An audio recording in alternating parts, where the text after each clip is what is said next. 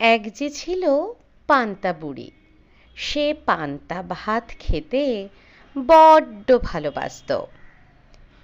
এক চোর এসে রোজ পান্তা বুড়ির পান্তা ভাত খেয়ে যায়। তাই বুড়ি লাঠি ভর দিয়ে রাজার কাছে নালিশ করতে চলল। পান্তা বুড়ি পুকুর ধার দিয়ে যাচ্ছিল। একটা শিঙি মাছ তাকে দেখতে পেয়ে বললে, পান্তা বুড়ি, কোথায় যাচ্ছ? পান্তা বুড়ি বললে, চোরে আমার পান্তা ভাত খেয়ে যায়, তাই রাজার কাছে নালিশ করতে যাচ্ছি। শিঙি মাছ বললে, ফিরে যাবার সময় আমাকে নিয়ে যেও, তোমার ভালো হবে। পান্তা বুড়ি বললে, আচ্ছা। তারপর পান্তা বুড়ি বেলতলা দিয়ে যাচ্ছে। একটা বেল মাটিতে পড়েছিল। সে বললে, পান্তা বুড়ি, কোথায় যাচ্ছ?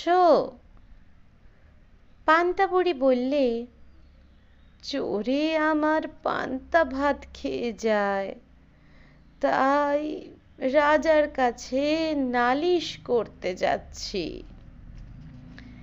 বেল বললে, ফিরে যাবার সময় আমাকে নিয়ে যেও, তোমার ভালো হবে।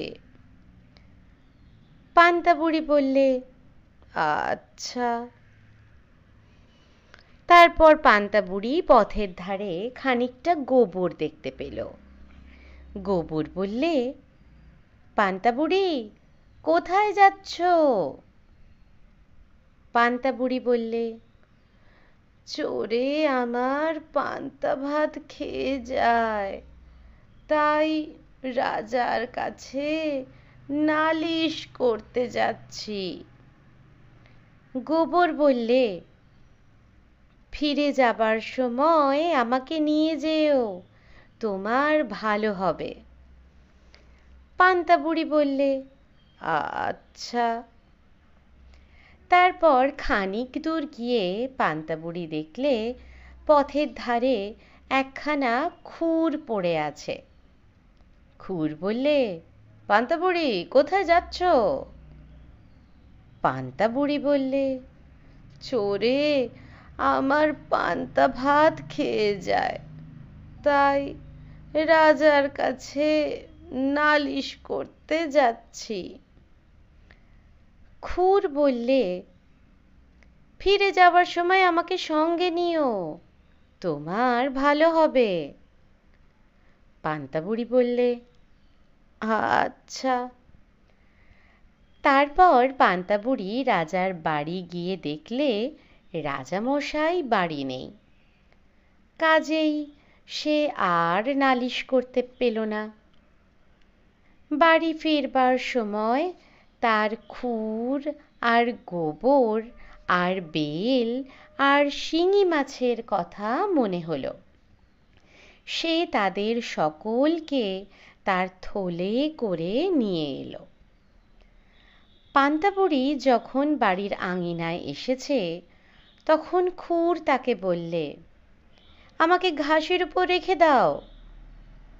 তাই বুড়ি খুরখানাকে ঘাসের উপর রেখে দিল। তারপর যখন সে ঘরে উঠতে যাচ্ছে, তখন গোবর বললে, আমাকে পিঁড়ের উপর রেখে দাও। তাই বুড়ি গোবরটাকে পিঁড়ির উপর রেখে দিল। বুড়ি যখন ঘরে ঢুকলো, তখন বেল বললে, আমাকে উনুনের ভিতরে রাখো। শুনে বুড়ি তাই করলে।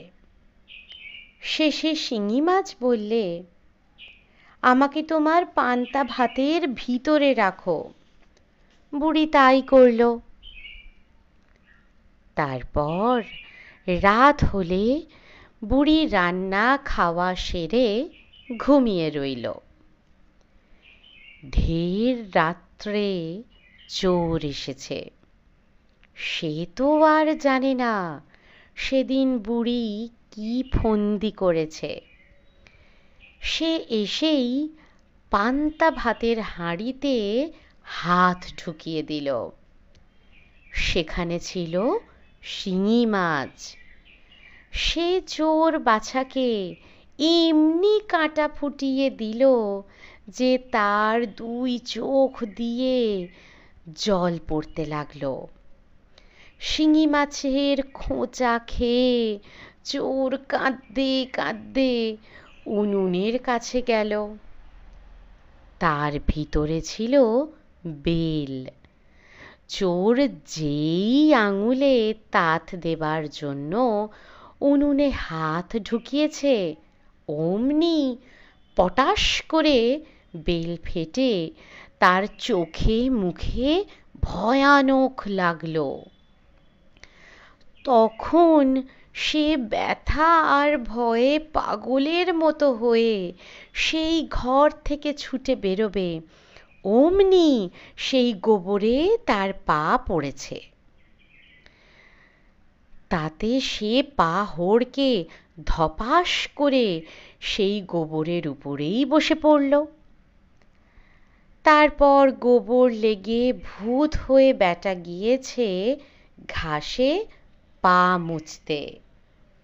সেইখানে ছিল খুর, তাতে ভয়ানক কেটে গেল। তাতে আর ও বাবা গো, গেলুম গো বলে না চেঁচিয়ে বাছাধন যান কোথায়।